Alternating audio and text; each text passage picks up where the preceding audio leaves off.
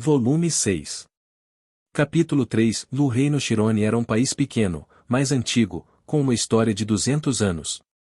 Isso era notável porque todos os países humanos, exceto o Reino Azur e o país sagrado de Miles, foram dizimados na guerra há 400 anos, então, dos novos países, era o mais antigo.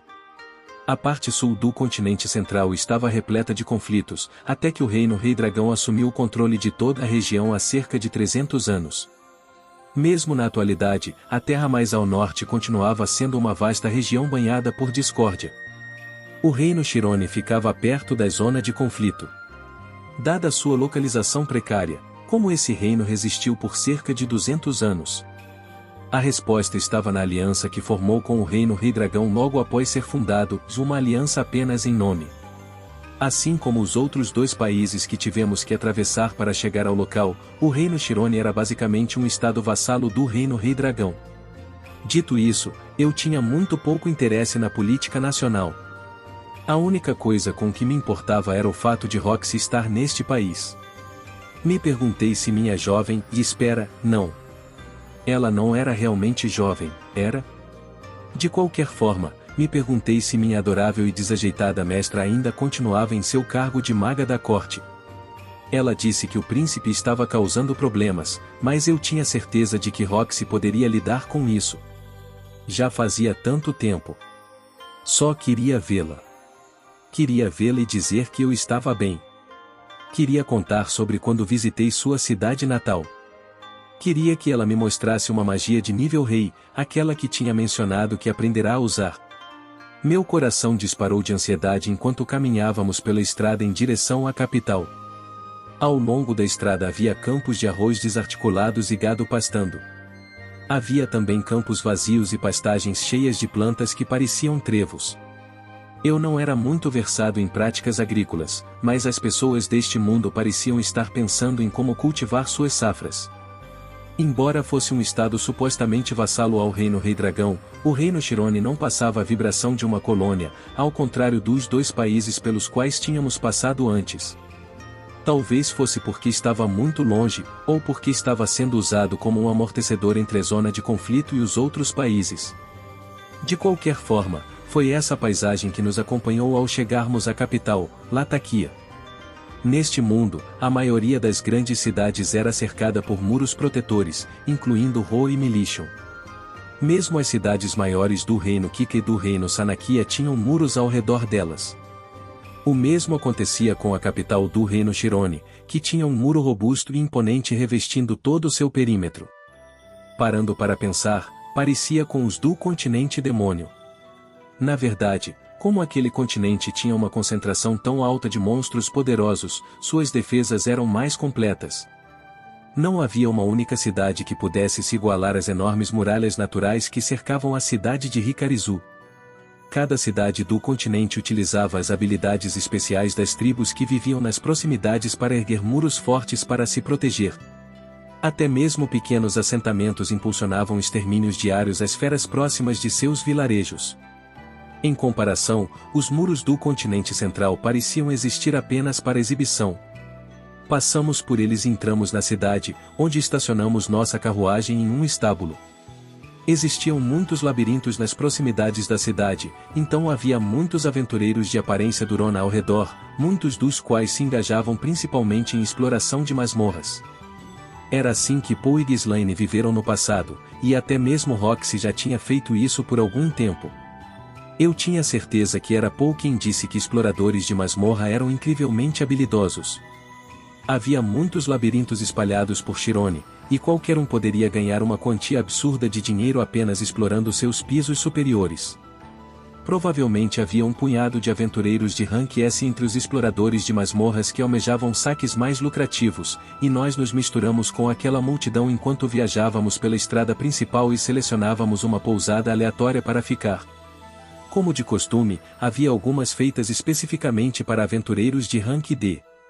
Mesmo as estalagens mais simples desta cidade eram um pouco caras, talvez porque houvesse tantos aventureiros de rank elevado por perto. Em comparação com as acomodações de rank D do continente demônio, a qualidade das acomodações no continente central não era nada ruim. Na verdade, eram boas o suficiente para que aceitássemos quartos destinados a aventureiros de ranking inferior, mas tínhamos dinheiro suficiente para não nos preocupar com isso. Muito pelo contrário. Na verdade, poderíamos ter escolhido acomodações ainda melhores, se quiséssemos. Eu gostaria de ficar em um quarto melhor, pensei comigo mesmo em certo momento, mas embora tivéssemos dinheiro sobrando, parecia ser desperdício. Talvez eu realmente fosse um Mukirana. Muito bem. Agora que chegamos ao Reino Shirone, vamos conduzir nossa reunião de estratégia, anunciei aos dois que estavam na minha frente. Os aplausos apáticos dos dois me indicou que já estavam bastante acostumados com isso. Agora, com o que devemos começar? Vamos encontrar sua professora, certo? A pergunta de Eris me lembrou do que o Deus Homem disse. O nome dela é Aissa Greira. Atualmente, está detida no Reino Shirone. Quando os eventos de sua visão acontecerem, você estará lá, a encontrará e a salvará. Mas não pode deixar que descubram seu nome. Chame a si mesmo de mestre do canil do fim da linha e pergunte os detalhes da situação para ela. Em seguida, envie uma carta a um conhecido no Palácio Real de Shirone. Se fizer isso, Lilia e Aissa serão salvas daquele palácio. Ou algo do tipo. Se eu confiasse cegamente em seu conselho, só teria que ir até o beco que vi na visão e já desencadearia o evento. Achei que seria bom levar Eris e Ruiger juntos. Afinal, o Deus Homem não disse nada sobre ir sozinho desta vez. Continuei pensando. Se acreditasse no Deus Homem, então Lilia e Aissa estavam sendo detidas no Palácio Real de Shirone. Mas, na minha visão, encontrei Aissa do lado de fora. Isso significava que ela de alguma forma conseguiu escapar do palácio. Lembrei-me do olhar dos dois homens que surgiram atrás dela na minha visão. Já tinha visto inúmeros deles pela cidade, era o traje padrão dos soldados. Em outras palavras, Aissa seria perseguida e então capturada pelos soldados do palácio. Foi então que eu entrei em cena. Se fizesse a abordagem mais óbvia para salvá-la, arriscaria fazer do palácio um inimigo, e deve ser por isso que o Deus Homem disse para não usar meu nome. Seria melhor se também escondesse o meu rosto. Enquanto os cavaleiros estivessem ocupados rastreando minha identidade falsa, poderia enviar uma carta para minha conhecida no palácio, Roxy, e pedir ajuda. Se ainda fosse uma maga da corte, suas palavras deveriam ter algum poder. Eu já devia muito a ela. E não queria aparecer com uma mão na frente e outra atrás da sua porta, como uma criança perdida, e embora ficaria feliz se nossas posições fossem invertidas. Entretanto, era do Deus Homem que estávamos falando. Era bem possível que ele estivesse tramando algo. Se eu contar muito, vai estragar minha diversão, dissera. Em outras palavras, esperava que algo interessante acontecesse e provavelmente não havia nada que eu pudesse fazer para evitar. No entanto, ele também disse: espero que da próxima vez confie em mim. Com sorte, mesmo se houvesse surpresas desagradáveis reservadas para mim, não envolveriam coisas como ferimentos graves ou a morte de alguém próximo. Mas tudo isso era presumindo que eu confiaria naquele babaca. Ele pode estar apenas tentando me enganar desta vez, sem se importar com o que aconteceria depois. Mesmo assim, não havia sentido em oferecer resistência desnecessária que poderia tornar tudo catastroficamente pior. Eu não gostava de sentir que estava dançando nas mãos dele de novo, mas parecia que não tinha escolha a não ser ouvir. Meus principais objetivos agora eram procurar Aissa, usar um nome falso e enviar uma carta para Roxy.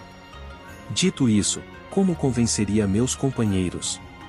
A carta não seria um problema, mas eu ainda precisava de um bom motivo para procurar nos becos enquanto usava um nome falso. Desde que partimos de Milishon, estavam garantindo de ao menos um deles estar sempre me acompanhando, mesmo em nossos dias de folga. Pelo visto, ainda estavam preocupados com o quão deprimido fiquei depois do meu encontro com Paul. Me senti mal por ter os preocupado, mas havia uma grande probabilidade de acabarmos enfrentando alguns soldados em nossa busca para encontrar Aissa. Nem Eris nem Ruiger eram bons em atuação. Não importava quem dos dois estivesse junto, parecia provável que depois algo voltaria para nos assombrar. Nunca é bom desafiar o karma. Então, o que deveria fazer? Deus, com o que você está preocupado? Bem, é como dizem, melhor agir agora e se preocupar depois, raciocinei comigo mesmo. Na verdade, gostaria que escondêssemos nossos nomes enquanto estivermos aqui. Vamos começar a fingir de novo? Por quê? Mesmo sendo difícil manter silêncio a respeito do Deus Homem, não havia razão para esconder o resto de sua história. Na verdade, ouvi de uma fonte que membros da minha família foram levados cativos em algum lugar deste país. Sério? Perguntou Eris. Resmungou Ruiger. Nenhum dos dois perguntou de quem ou de onde obtive essas informações, embora um ou outro tenha estado sempre me fazendo companhia enquanto buscava por mais notícias. Mas eu gostaria que não me pressionassem a respeito disso. Já entendi! Exclamou Eris. Então ficarão em alerta se ouvirem o nome Greira. Isso aí. Então, quem é a família? Lilia e Aissa. Nossa ex-empregada e minha irmã mais nova. Na verdade, agora que pensei sobre isso, como deveria chamar Lilia, afinal? Ela não era realmente minha madrasta. Sua irmãzinha? Aquela toda cheia de si que encontramos em Milishon? Tenho mais uma. Eris parecia desanimada enquanto torcia os lábios. Então Norn parecia cheia de si. Não achei isso, mas Eris claramente teve uma impressão diferente. Me perguntei de que lado eu ficaria se Eris a socasse. A garota bufou, triunfante. Bem, se é isso que está acontecendo, sem queixas da minha parte. Impressionante, Deus. Você realmente pensou em tudo. Foi o que ela disse, mas na verdade eu só estava sendo guiado pelo Deus Homem. Então, vamos esconder nossos nomes. Devemos usar alguns falsos? Sim, e seria melhor usarmos alguns comuns, raciocinei. Como assim? Nomes falsos supostamente são melhores se não se destacarem. Quais são os nomes mais famosos por aqui? Perguntou Eris em voz alta. Enquanto estávamos viajando, ouvi muitos nomes China e Heidar, disse Ruiger. China, cavaleira do Deus do Norte, era uma cavaleira que aparecia com frequência na epopeia do Deus do Norte. Ela era uma dos 3 cavaleiros do Deus do Norte e costumava ser uma das companheiras do Deus. Não importava o quão brutal fosse a batalha, sempre voltaria para casa, quase como se fosse imortal. A história provavelmente era fictícia, mas ainda havia muitos que batizaram suas crianças de China na esperança de que o nome pudesse impedir que morressem em algum acidente estranho. Heidar era o nome de um deus da água. Era um gênio em contra-ataques, podia congelar o oceano e andar sobre ele, e foi o herói que derrotou o rei dragão do mar. O nome daquele homem lendário foi transmitido de geração em geração. Cada novo líder do estilo Deus da Água o herdaria, os homens seriam chamados de Heidar enquanto as mulheres seriam chamadas de Heida. Era um nome bastante comum. Os dois estavam pensando muito nos nomes falsos que usariam. Fiquei grato por isso. Agora também deveria pensar cuidadosamente no que eu usaria. Deus, qual você vai usar? Bem, vejamos. Nesse caso, é melhor que saibam logo de cara que é um nome falso. Como assim? Não devem conhecer nossos nomes ou rostos. E se usarmos um nome chamativo pode acabar os confundindo, falei, citando uma linha de um anime super antigo que já tinha visto há muito tempo. Para ser honesto, realmente não importava, desde que os nomes fossem falsos. Então devemos escolher um nome legal. Um nome legal, hein? Então tá bom. Vou me chamar de Cavaleiro da Lua Sombria. Cavaleiro da Lua Sombria? As bochechas de Eris coraram e seus olhos brilharam. Era um personagem de Kamen Rider que amava haikus e usava o que parecia ser um uniforme cafona. Se alguém assim aparecesse na frente de Eris, ela provavelmente o espancaria. Eu também. Espera, não podemos usar o mesmo nome, Ela realmente gostou tanto assim? Nesse caso, podíamos muito bem adotar o tema de cavaleiros. Então tá bom. Eris, você pode ser a espada da lua sombria e Ruiger pode ser a lança da lua sombria. Então nós 3 estaremos combinando. Muito bom, combinado. Vamos usar isso. Achei que Ruiger ficaria constrangido com esse nome, mas não pareceu muito incomodado. Paul disse que Aqua e Artia era um nome legal. Pelo visto, o conceito de Onerdson não existia neste mundo. Mas você não parece um cavaleiro, Rudeus, murmurou Eris, depois que eu pensei que tínhamos resolvido tudo. Não pareço um cavaleiro, hein? Será que devia me chamar de Mago Maligno ou General Ômega? Então, novamente, não fazia ideia se ia mesmo usar o nome. Se não funcionasse, poderia sempre recorrer ao apelido de Mestre do Canil. Tá bom. Então já escolhemos nossos nomes falsos. E o que faremos? Por enquanto, vou enviar uma carta para Roxy, lá no Palácio Real.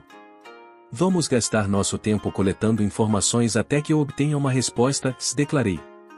Fui ao mercado no dia seguinte, comprei alguns artigos de papelaria e um envelope e comecei a escrever minha carta para Roxy. Comecei com saudações rotineiras, perguntei sobre seu bem-estar e, em seguida, informei a ela que, embora tivesse sido teletransportado, estava seguro. Mencionei que agora estava na capital de Chirone e queria encontrar. Na esperança de despertar sua preocupação e ansiedade, mencionei casualmente como todos de Buena Village estavam desaparecidos e como ninguém havia sido encontrado, apesar da busca contínua. Em seguida, abordei o assunto de nossa empregada, Lilia, e encerrei enfatizando uma última vez, porque isso era importante, o quanto estava preocupado com minha família. Também estruturei a carta de forma que a primeira letra de cada linha, se lida verticalmente, dissesse, me ajuda. Com tudo o que incluí em minha carta, tinha certeza de que Roxy entenderia o que eu queria dizer. A selei com cera, e usei o pingente que ganhei dela para deixar uma marca. Por um momento considerei enviar a carta sob um nome falso, mas ficaria em apuros se ela acabasse pensando, mas que diabos é isso? Então assinei, seu amado pupilo Rudeus Greira, que só quer cuidar de você. Honestamente, Roxy provavelmente reconheceria minha caligrafia mesmo se eu usasse um nome falso, mas também era típico dela ser descuidada quando se tratava de algo importante. Eu não saberia se a carta chegaria ao destino, e também não saberia quando estaria em suas mãos. Roxy de Schrödinger. Imaginei Roxy sentada em uma caixa que dizia: "Oh, por favor, me pegue." Au! Pelo amor da deusa, Roxy, ela devia virar a caixa e se esconder dentro dela. De qualquer forma. Tirando isso, não havia mal nenhum em garantir que ela lesse o conteúdo, deixando meu nome verdadeiro no envelope. Tudo bem, vou enviar esta carta. Tá bem. Tudo bem, tome cuidado. Os dois acenaram para mim, Eris sempre mostrando um sorriso radiante no rosto. Que decepção! Eu tinha certeza absoluta de que um dos dois iria me seguir. E o que vocês dois vão fazer? Pretendo perguntar sobre sua irmã pela cidade, disse Eris. Isso era bom e falei que iríamos procurar informações. Afinal, informação era poder, e nunca faria mal tentar reunir tanta quanto pudéssemos. Na verdade, me senti um pouco envergonhado com o quão relaxado havia me tornado, tentando passar para a próxima etapa sem fazer isso primeiro. Então tá bom. Vou procurar algumas informações também, assim que terminar de enviar esta carta. Com isso, deixei os dois para trás. Fui em direção à guilda dos aventureiros para enviar a carta. Eu pretendia começar a procurar informações depois, mas, em poucos minutos, percebi que estava sendo seguido. No início, pensei que era Ruiger me monitorando, provavelmente pensando que eu poderia ter problemas se ficasse por conta própria. Mas, depois das últimas coisas que passamos, isso não fazia sentido algum. Seria mais fácil ele me acompanhar em vez de me seguir. Além disso, sua capacidade de seguir as pessoas era incomparável. Se realmente quisesse me seguir, eu jamais o perceberia. E também não achei que fosse Eris. Ela era péssima em seguir as pessoas. Eu teria notado no segundo em que saísse da pousada, e ela preferia ficar bem atrás de mim em silêncio em vez de se esconder nas sombras, de qualquer forma. Então quem era? Havia alguém neste país que guardava rancor de mim. Não consegui pensar em nenhuma alternativa. Além disso, tinha acabado de chegar ao local. Era provável que eu causasse problemas no futuro, mas ainda não tinha incomodado ninguém. Isso estava conectado a algo que fiz no continente demônio? Alguém realmente estaria me seguindo por vingança? Improvável. Mas talvez fosse um sobrevivente do grupo de contrabando de Porto Santo que me avistou por acaso. Talvez estivesse planejando aproveitar a oportunidade para acabar comigo. Não, a explicação mais provável era que não tivesse absolutamente nenhuma conexão comigo. Quando virei a esquina, peguei um vislumbre de uma pequena figura se escondendo nas sombras. Era uma criança. Talvez uma das crianças da vizinhança tenha decidido fingir que eu era um cara mau e me seguir. Ou talvez fosse um órfão que planejava roubar minha carteira. Se me escondesse em algum lugar, ele poderia entrar em pânico e me procurar, e eu poderia pular e assustá-lo. Não, espera. Este mundo tinha raças como hobbits, que só pareciam pequenos. Não seria bom baixar a guarda. Mas decidi deixar o perseguidor escapar. Com isso em mente, virei à direita em 2 cruzamentos e entrei em um beco ligeiramente estreito. HM. Tive a súbita sensação de que algo estava errado, uma sensação de que havia algo preso no fundo da minha garganta. Deixando isso de lado, usei magia para criar uma parede de terra. Uma parede de 3 metros se ergueu, fechando o beco atrás de mim. Ouvi passos apressados do outro lado enquanto meu perseguidor corria em direção à parede, seguido pelo som de algo batendo fracamente contra ela. Eu tinha ido bem fundo nos becos sinuosos para me livrar daquela criança. Agora, qual seria o caminho para voltar à estrada principal? Me senti como uma criança perdida. Ao contrário da divisão organizada de Militian, até mesmo as principais vias públicas desta cidade não seguiam um padrão. Mesmo alguém com um bom senso de direção, como eu, estava começando a se perder. Achei que, se fosse preciso, sempre poderia usar magia para subir em um telhado. Espera.